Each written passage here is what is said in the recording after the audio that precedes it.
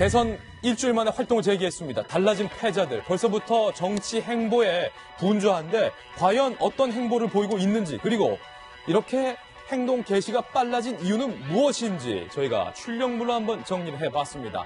마음 급한 패장들, 벌써부터 분주. 왜? 첫 번째 패장을 한번 만나볼까요?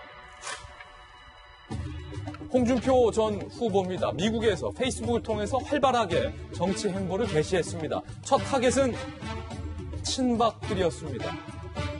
양박, 양아치 친박이라는 발언을 했다가 다시 친박은 없다, 용서해야 된다라고 했다가 이제는 당내 친박들 향해서 바퀴벌레라고까지 표현을 했습니다. 홍준표 전 후보의 페이스북 내용입니다.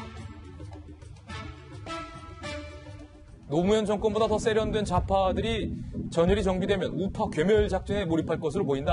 기획 탄핵으로 집권한 그들을 상대하기 위해서는 우리가 먼저 전열을 재정비하고 신보수주의로 무장해 당원 모두가 전사가 되어야 한다. 상당히 강력한 발언들이 쏟아지고 나오고 있는데, 지금 홍준표 전 후보 같은 경우는 자유한국당의 당권을 두고 친박들과 상당히 치열한 신경전을 벌이고 있어요. 바퀴벌레나니 아니면 낮술을 잘못 드셨나니 막말이 오가고 있습니다. 정세영 위원님, 말은 못 이으시군요. 제가 그때도 얘기를 했지만은 참 나한테 왜 이래, 보수한테는 그런 느낌이 들어요. 왜 친박이냐, 홍준표를 선택해야 되냐 하는 그 선택에 저거에 직면한 사람들은 너무나 괴롭지 않습니까? 근데 저런 식으로 그 정치를 출발하면서 이제 다시 그 프레임이 오는 거죠. 우파 좌파 모여, 해체 모여. 우리는 이제 우파 모여가지고 보수 괴멸한 좌파에 싸울 거야. 근데 제가 이번 선거 결과에서 우리가 봐야 될 것은, 물론 문재인 대통령이 당선이 됐고, 홍준표 후보가 24%를 얻었지만은, 바른정당과 국민의당의 불고를 준 30%입니다.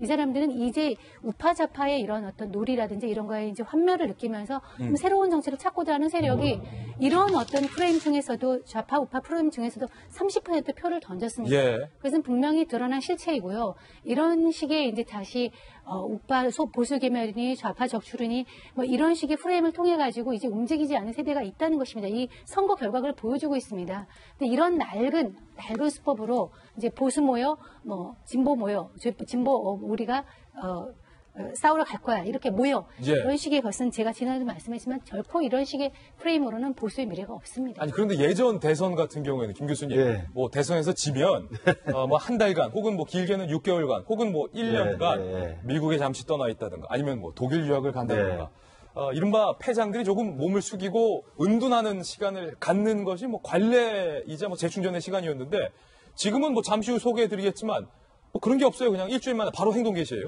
그러니까 이제 삼김 시대만 우리가 떠올려도 대통령 선거에 지금 일단 정계 은퇴 선언을 하는 게 당연한 수순이었어요. 다시 돌아올 땐 돌아오더라도. 또 돌아오면서 또 얼마나 욕을 먹고 돌아옵니까? 네.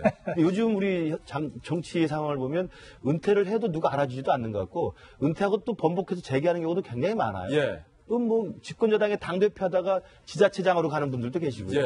제가 볼 때 격과 무슨 이 A를 좀 파괴하는 것들은 좋아 보이긴 합니다만은, 적어도 정치 지도자로서 국민적 평가를 받은 직후에는 조금 더 자숙의 시간이 저는 필요한 생각을 합니다. 저도 국민의당 대변을 해서 좀 말씀드리긴 그렇습니다만, 일단은 스스로 성찰하고 패배 원인들을 좀 스스로 돌이켜보는 시간이 오히려 필요하다는 말씀을 좀 드리고 싶고요. 그건 모든 좀 대선 후보들의 다 공통된 말이고요. 그렇지만 제가 은퇴를 하거나 정치를 활동을 주벌한 이야기는 하고 싶지 않습니다. 그렇죠. 왜냐하면 여전히 한국 정치는 역동적이기 때문에, 그리고 실정 정도의 700만 표, 800만 표의 의미표를 받은 후보이기 때문에 그 지지해줬던 사람들에 대해서 향후에 자기의 정치적 행보 속에서 계속적인 국민으로서 해야 될 의무가 있거든요. 그래서 중요한 현안마다 자기 입장을 좀 발신하고 메시지를 계속 발신하는 것도 필요하죠. 그래서 그런 것들을 해야 됩니다만, 조금 당분간은 조금 자숙의 시간을 갖는 것들. 다다음 주쯤에 좀 해라.